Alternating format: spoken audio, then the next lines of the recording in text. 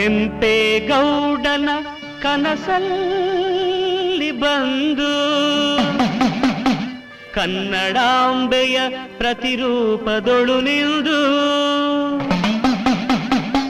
ನೀನಂದು ನೆಲೆಸಿದೆ ಬೆಂದ ಕಾಡೂರೆಂಬ ಬೆಂಗಳೂರಲ್ಲಿ.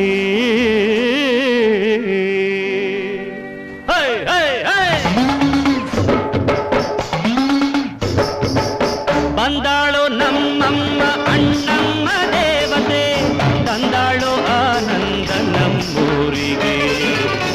ತಾಯಿ ಕೃಪೆಗಾಗಿ ಬಂದೆವು ನಾವಾಗಿ, ನಮ್ಮನ್ನು ಸಲಹಲೆಂದು ಬಂದ ನಮ್ಮಮ್ಮ.